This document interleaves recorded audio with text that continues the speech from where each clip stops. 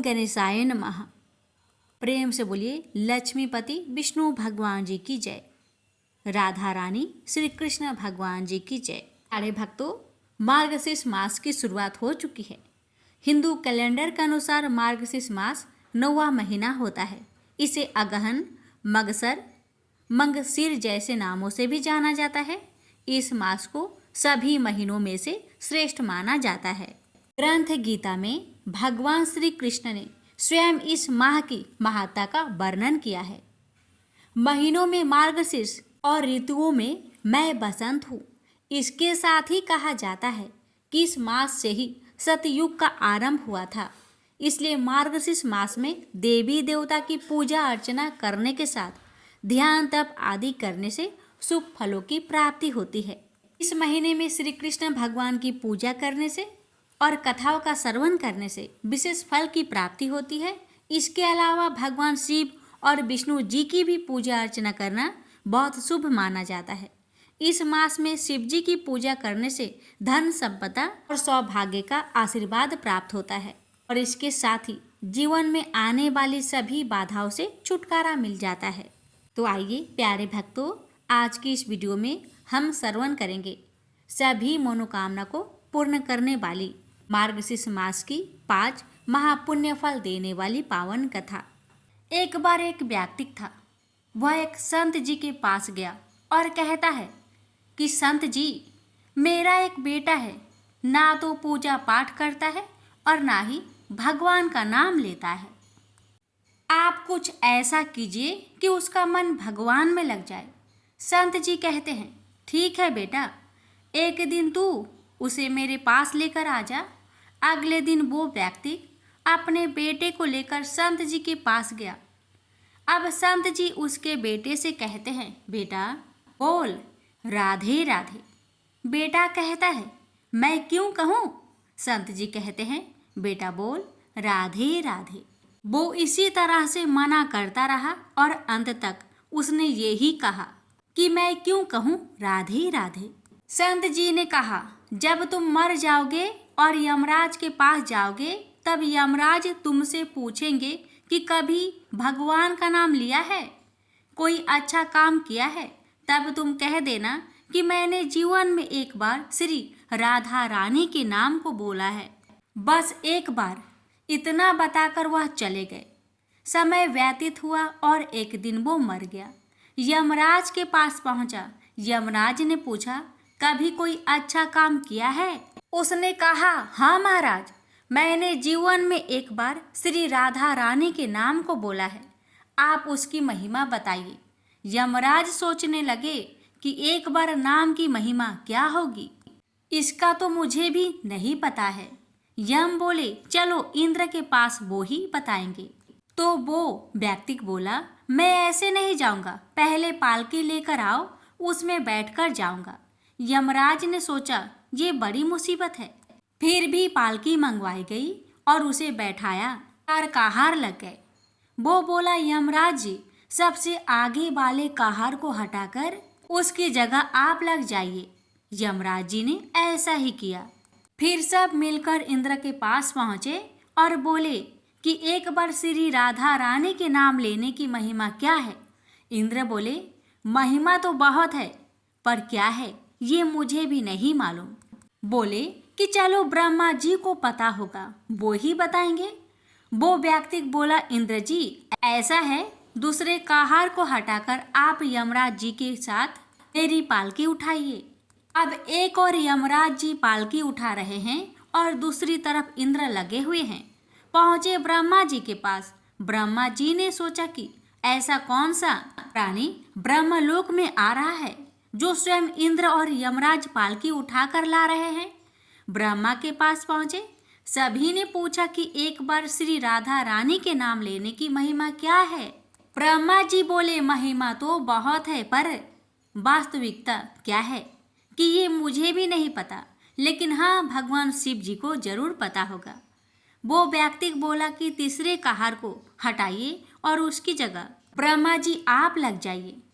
अब क्या करते, महिमा तो जाननी थी। अब पालकी की एक और यमराज, दूसरी तरफ इंद्र और पीछे ब्रह्मा जी है।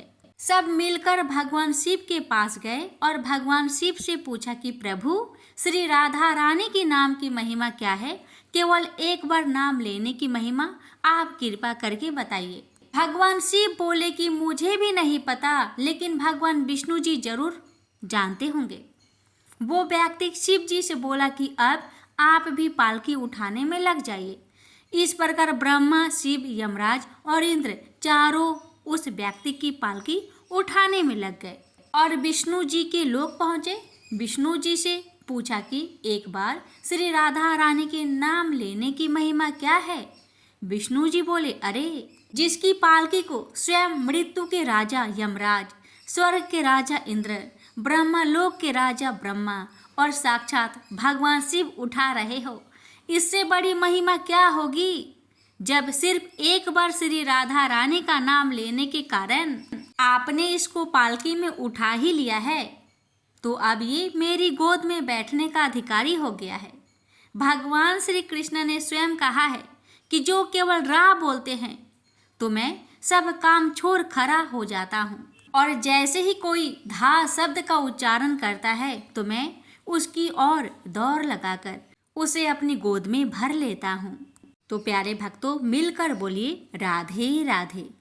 एक बार भगवान नारायण लक्ष्मी जी से बोले, लोगों में कितनी भक्ति बढ़ गई है, सब नारायण नारायण कहते हैं। तो लक्ष्मी जी बोली, आपको पाने के लिए नहीं, मेरे को पाने के लिए भक्ति बढ़ गई है। तो भगवान बोले, लोग लक्ष्मी लक्ष्मी ऐसा जब थोड़ी ना करते हैं। तो माता लक्ष्मी बोली कि विश्वास ना हो तो परीक्षा हो जाए। भगवान नारायण एक गांव में ब्राह्मण का रूप लेकर गए। एक घर का दरवाजा खटखटाया। घर के यजमान ने दरवाजा खोलकर पूछा, कहाँ के हैं आप? तो भगवान बोले, हम तुम्हारे नगर में भगवान का कथा कीर्तन करना चाहते हैं। यजमान बोला, ठीक है महाराज, जब तक कथा होगी आप मेरे घर में रहना। गांव के कुछ लोग इकट्ठा होके सब तैयारी कर दी। पहले दिन कुछ लोग आए, अब भगवान स्वयं कथा करते तो गर्दी बढ़ी। 2 रे 3 रे दिन और भी भीड़ हो गई। भगवान खुश हो गए कि कितनी भक्ति है लोगों में। लक्ष्मी माता ने सोचा, अब जाने जैसा है। लक्ष्मी माता ने बूढ़ी माता का रूप लिया और उस नगर पहुंची। एक महिला ताला बंद करके कथा में जा रही थी कि माता पहुंची। बोली, बेटी जरा पानी पिला दे। तो वो महिला बोली, माता जी 3:30 बजे हैं, मेरे को प्रवचन में जाना है। लक्ष्मी माता बोली, पिला दे बेटी थोड़ा पानी, बहुत प्यास लगी है। तो वो महिला लोटा भर के पानी लाई। माता ने पानी पिया और लोटा लौटाया तो सोने का हो गया था। महिला अचंभित हो गई कि लोटा था स्टील का और वापस लिया तो सोने का। कैसी चमत्कारी माता जी हैं। अब तो वो महिला हाथ जोड़ी करने लगी कि माता जी आपको भूख लगी होगी, खाना भी खा लीजिए। ये सोच के कि खाना खाएगी तो थाली भी कटोरी भी सोने की हो जाए। माता लक्ष्मी बोली, तुम जा बेटी, तेरा टाइम हो गया है। वो महिला प्रवचन में आई तो सही, लेकिन आसपास की महिलाओं को सारी बात बताई। अब महिलाएं को बात सुनकर चालू सत्संग में से उठ के गई। दूसरे दिन से कथा में लोगों की संख्या कम हो गई। तो भगवान ने पूछा कि लोगों की संख्या कैसे कम हो गई। किसी ने कहा, एक चमत्कारी माताजी आई हैं नगर में, जिसके घर दूध पीती तो गिलास सोने का हो जाता, थाली में रोटी सब्जी खाती तो थाली सोने की हो जाती। उसके कारण लोग प्रवचन में नहीं आते। भगवान नारायण समझ गए कि लक्ष्मी जी का आगमन हो चुका है। इतनी बात सुनते ही देखा कि जो यजमान सेठ जी थे वो भी उठ खड़े हुए और खिसक गए। पहुंचे माता लक्ष्मी जी के पास। बोले, माता मैं तो भगवान की कथा का आयोजन करता और लक्ष्मी जी माता आपने मेरे घर को छोड़ दिया। माता जी बोली, तुम्हारे घर तो मैं सबसे पहले आने वाली थी, लेकिन तुम्हारे घर में जिस कथाकार को ठहराया है ना, वो चला जाए तो मैं अभी आऊं। सेठ जी बोला, बस इतनी सी बात, अभी उनको धर्मशाला में कमरा दिलवा देता हूँ। जैसे ही महाराज कथा करके घर आए तो सेठ जी बोला, महाराज बिस्तरा बांधो, आपकी व्यवस्था धर्मशाला में कर दी है। महाराज बोले, अभी 2-3 दिन बचे हैं कथा के, यही रहने दो। सेठ बोला, नहीं नहीं, जल्दी जाओ, मैं कुछ नहीं सुनने वाला। इतने में लक्ष्मी जी भी आई, कहा कि सेठ जी आप थोड़ा बाहर जाओ, मैं इनसे निपट लूं। माता जी बोली, प्रभु आप तो मान गए।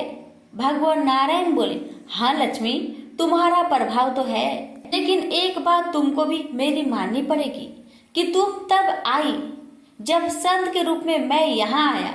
संत जहाँ कथा करेंगे वहाँ लक्ष्मी तुम्हारा निवास जरूर होगा। प्रेम से बोलिए, लक्ष्मी नारायण की जय। एक बार भगवान नारायण बैकुंठ लोक में सोए हुए थे।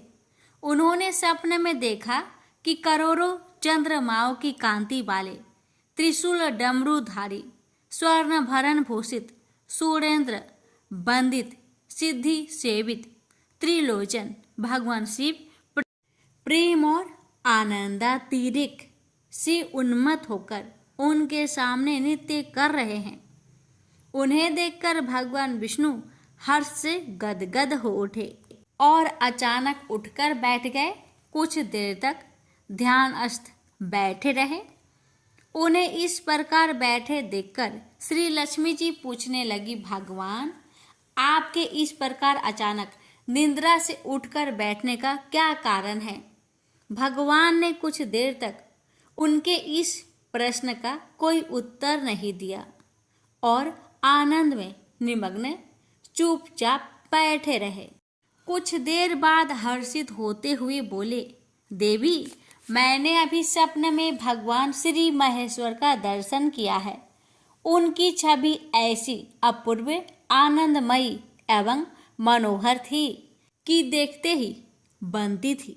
मालूम होता है कि शंकर ने मुझे स्मरण किया है।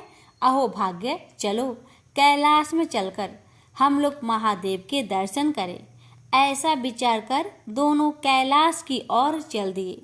भगवान शिव के दर्शन के लिए कैलाश मार्ग पर आधी दूर गए होंगे कि देखते हैं भगवान शंकर स्वयं गिरिजा के साथ उनकी ओर चले आ रहे हैं। अब भगवान के आनंद का तो ठिकाना ही नहीं रहा, मानो घर बैठे निधि मिल गई। पास आते ही दोनों परस्पर बड़े प्रेम से मिले। ऐसा लगा मानो प्रेम और आनंद का समुद्र उमड़ पड़ा। एक दूसरे को देखकर दोनों ने नेत्रों से आनंद आंसू बहने लगे और शरीर पुलकायमान हो गया। दोनों ही एक दूसरे से लिपटे हुए कुछ देर मुखबख्त खड़े रहे। प्रश्नों उत्तर होने पर मालूम हुआ कि शंकर जी को भी रात्रि में इसी प्रकार का सपना हुआ कि मानो विष्णु भगवान को वे उसी रूप में देख रहे हैं जिस रूप में अब उनके सामने खड़े थे। दोनों के स्वप्न का वृत्तांत से अवगत होने के बाद दोनों एक दूसरे को अपने निवास ले जाने का आग्रह करने लगे। नारायण ने कहा कि बैकुंठ चलो और भोलेनाथ कहने लगे कि कैलाश की ओर प्रस्थान किया जाए। दोनों के आग्रह में इतना अलौकिक प्रेम था कि यह निर्णय करना कठिन हो गया कि कहाँ चला जाए। इतने में ही क्या देखते हैं कि बीना बजाते हरिगुण गाते नारद जी कहीं से आ निकले। बस फिर क्या था, लगे दोनों उनसे निर्णय कराने कि कहाँ चला जाए। बेचारे नारद जी तो स्वयं परेशान थे उस अलौकिक मिलन को देखकर। वे तो स्वयं अपनी शुद्ध बुद्ध भूल गए और लगे मस्त होकर दोनों का गुणगान करने। अब निर्णय कौन करे? अंत में यह तय हुआ कि भगवती उमा जो कह दे वही ठीक है। भगवती उमा पहले तो कुछ देर चुप रही। अंत में वे दोनों की ओर मुख करते हुए बोली, हे नाथ, हे नारायण, आप लोग के निश्चल, अनन्य एवं अलौकिक प्रेम को देखकर तो यही समझ आता है कि आपके निवास अलग अलग नहीं है।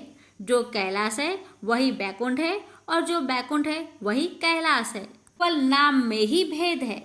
यही नहीं, मुझे तो ऐसा प्रतीत होता है कि आपकी आत्मा भी एक ही है, केवल शरीर देखने में दो है। और तो और मुझे तो स्पष्ट लग रहा है कि आपकी भार्याएं भी एक ही हैं। जो मैं हूँ वही लक्ष्मी है और जो लक्ष्मी है वही मैं हूँ। केवल इतना ही नहीं, मेरी तो अब यह दृढ़ धारणा हो गई है कि आप लोगों में से एक के प्रति जो देश करता है वह मानो दूसरे के प्रति ही करता है। एक की जो पूजा करता है वह मानो दूसरे की भी पूजा करता है। मैं तो तय समझती हूँ कि आप दोनों में जो भेद मानता है उसका चिरकाल तक घोर पतन होता है। मैं देखती हूँ कि आप मुझे इस प्रसंग में अपना मध्य स्थल बनाकर मानो मेरी प्रवचना कर रहे हैं, मुझे असमंजस में डाल रहे हैं, मुझे भुला रहे हैं। अब मेरी यह प्रार्थना है कि आप लोग दोनों ही अपने अपने लोक को पधारिए। श्री विष्णु यह समझे कि हम शिव रूप में बैकुंठ जा रहे हैं और महेश्वर यह माने कि हम विष्णु रूप में कैलाश गमन कर रहे हैं। इस उत्तर को सुनकर दोनों परम प्रसन्न हुए और भगवती उमा की प्रशंसा करते हुए दोनों ने एक दूसरे को प्रणाम किया और अत्यंत हर्षित होकर अपने अपने लोक को प्रस्थान किया। लौटकर जब श्री विष्णु बैकुंठ पहुँचे तो श्री लक्ष्मी जी ने उनसे प्रश्न किया, हे प्रभु, आपको सबसे अधिक प्रिय कौन है? भगवान बोले, प्रिय, मेरी प्रियतम केवल श्री शंकर है। देहधारियों को अपने देह की भांति वे मुझे अकारण ही प्रिय है। एक बार मैं और श्री शंकर दोनों पृथ्वी पर घूमने निकले। मैं अपने प्रियतम की खोज में इस आशय से निकला कि मेरी ही तरह जो अपने प्रियतम की खोज में देश देशांतर में भटक रहा होगा वही मुझे अकारण प्रिय होगा। थोड़ी देर के बाद मेरी श्री शंकर जी से भेंट हो गई। वास्तव में मैं ही जनार्दन हूँ और मैं ही महादेव हूँ। अलग अलग दो घरों में रखे हुए जल की भांति मुझ में और उनमें कोई अंतर नहीं है। शंकर जी के अतिरिक्त शिव की चर्चा करने वाला शिव भक्त भी मुझे अत्यंत प्रिय है। इसके विपरीत जो शिव की पूजा नहीं करते वे मुझे कदापि प्रिय नहीं हो सकते। इस तरह जो शिव की पूजा करता है वह बैकुंठवासी विष्णु को भी स्वीकार है और जो श्री विष्णु की वंदना करता है वह त्रिपुरारी को भी मान लेता है। प्रेम से बोलिए हर हर महादेव। माता पार्वती की जय। लक्ष्मीपति विष्णु भगवान की जय। प्राचीन ग्रंथों में तुलसी विवाह व्रत की अनेक कथाएं दी हुई है। उन कथाओं में से एक कथा निम्न है। इस कथा के अनुसार एक कुटुंब में ननद तथा भाभी साथ रहती थी। ननद का विवाह अभी नहीं हुआ था। वह तुलसी के पौधे की बहुत सेवा करती थी, लेकिन उसकी भाभी को यह सब बिल्कुल भी पसंद नहीं था। जब कभी उसकी भाभी को अत्यधिक क्रोध आता तब वह उसे ताना देते हुए कहती कि जब तुम्हारा विवाह होगा तो मैं तुलसी ही बारातियों को खाने को दूंगी और तुम्हारे दहेज में भी तुलसी ही दूंगी। कुछ समय बीत जाने पर ननद का विवाह पक्का हुआ।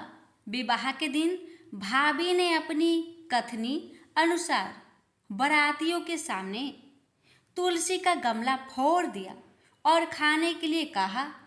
तुलसी की कृपा से वह फूटा हुआ गमला अनेक स्वादिष्ट पकवानों में बदल गया। भाभी ने गहनों के नाम पर तुलसी की मंजरी से बने गहने पहना दिए। वह सब भी सुंदर सोने जवारत में बदल गए। भाभी ने वस्त्रों के स्थान पर तुलसी का जनेऊ रख दिया। वह रेशमी तथा सुंदर वस्त्रों में बदल गया।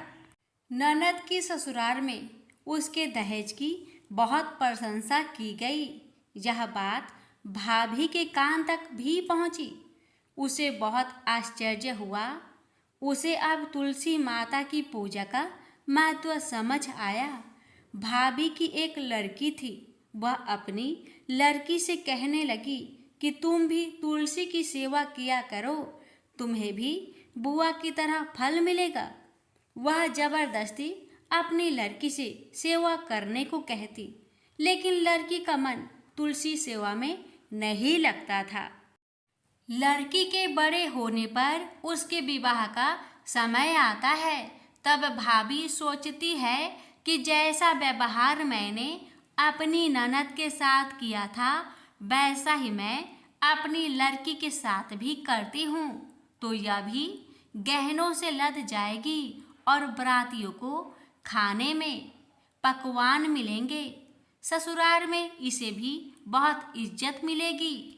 यह सोचकर वह बारातियों के सामने तुलसी का गमला फोड़ देती है, लेकिन इस बार गमले की मिट्टी मिट्टी ही रहती है। मंजरी तथा पत्ते भी अपने रूप में ही रहते हैं। जनेऊ भी अपना रूप नहीं बदलता है। सभी लोगों तथा बारातियों द्वारा भाभी की बुराई की जाती है। लड़की के ससुराल वाले भी लड़की की बुराई करते हैं। भाभी कभी ननद को नहीं बुलाती थी। भाई ने सोचा मैं बहन से मिलकर आता हूँ। उसने अपनी पत्नी से कहा और कुछ उपहार बहन के पास ले जाने की बात कही। भाभी ने थैले में ज्वार भरकर कहा कि और कुछ नहीं है, तुम यही ले जाओ। वह दुखी मन से बहन के पास चल दिया। वह सोचता रहा कि कोई भाई अपने बहन के घर ज्वार कैसे ले जा सकता है। यह सोचकर वह एक गौशाला के पास रुका और ज्वार का थैला गाय के सामने पलट दिया। तभी गाय पालने वाले ने कहा कि आप गाय के सामने हीरे मोती तथा सोना क्यों डाल रहे हो। भाई ने सारी बात उसे बताई और धन को लेकर खुशी खुशी अपनी बहन की घर की ओर चल दिया। दोनों भाई बहन एक दूसरे को देखकर अत्यंत प्रसन्न हुए और भाई ने अपनी सारी कहानी अपनी बहन को सुनाया कि कैसे तुलसी माता की कृपा से ज्वार के दाने सोने चांदी हीरे मोती में बदल गए। बहन ने कहा, भैया तुलसी माता की महिमा बहुत निराली है। भाभी से जाकर कहना कि भाभी भी तुलसी माता की पूजन किया करे। तुलसी माता की कृपा से हर मनोकामना पूरी होती है। प्रेम से बोलिए तुलसी मैया की जय। हे तुलसी महारानी, आप अपनी सभी भक्तों पर अपनी कृपा सदा सर्वदा बनाए रखना। आपकी कथा सुनने वाले, हुक्कार भरने वाले और कथा कहने वाले पर अपनी कृपा सदा सर्वदा बनाए रखना। लापसी तपसी की कथा। एक लापसी था, एक तपसी था। तपसी हमेशा भगवान की तपस्या में लीन रहता था। लापसी रोजाना सवा सेर की लापसी बनाकर भगवान का भोग लगाकर जीम लेता था। एक दिन दोनों लड़ने लगे। लापसी बोला, मैं रोज भगवान की तपस्या करता हूँ, इसलिए मैं बड़ा हूँ। लापसी बोला कि मैं रोज भगवान को सवा सेर लापसी का भोग लगाता हूँ, इसलिए मैं बड़ा हूँ। नारद जी वहां से गुजर रहे थे। दोनों को लड़ता देखकर उनसे पूछा कि क्यों तुम लड़ रहे हो। लापसी ने खुद को बड़ा होने का कारण बताया और तपसी ने अपना कारण बताया। नारद जी बोले, तुम्हारा फैसला मैं कर दूंगा। दूसरे दिन लापसी और तपसी नहाकर अपनी रोज की भक्ति करने आए तो नारद जी ने छुपकर 1.25 करोड़ की एक एक अंगूठी उन दोनों के आगे रख दी। तपसी की नजर जब अंगूठी पर पड़ी तो उसने चुपचाप अंगूठी उठाकर अपने नीचे दबा ली। लापसी की नजर अंगूठी पर पड़ी, लेकिन उसने ध्यान नहीं दिया। भगवान को भोग लगाकर लापसी खाने लगा। नारद जी सामने आए तो दोनों ने पूछा कि कौन बड़ा। तो नारद जी ने तपसी को खड़ा होने को कहा। वो खड़ा हुआ तो उसके नीचे दबी अंगूठी दिखाई पड़ी। नारद जी ने तपसी से कहा, तपस्या करने के बाद भी तुम्हारी चोरी करने की आदत नहीं गई, इसलिए लपसी बना है और तुम्हें तुम्हारी तपस्या का कोई भी फल नहीं मिलेगा। तपसी शर्मिंदा होकर माफी मांगने लगा। उसने नारद जी से पूछा, मुझे मेरी तपस्या का फल कैसे मिलेगा? नारद जी ने कहा, यदि कोई गाय और कुत्ते की रोटी नहीं बनाएगा तो फल तुझे मिलेगा। यदि कोई ब्राह्मण को भोजन करवाकर दक्षिणा नहीं देगा तो फल तुझे मिलेगा। यदि कोई साड़ी के साथ ब्लाउज नहीं देगा तो फल तुझे मिलेगा। यदि कोई दिए से दिया जलाएगा तो फल तुझे मिलेगा। यदि कोई सारी कहानी सुने लेकिन तुम्हारी कहानी नहीं सुने तो फल तुझे मिलेगा। उसी दिन से हर व्रत कथा कहानी के साथ लपसी तपसी की कहानी भी सुनी और कही जाती है।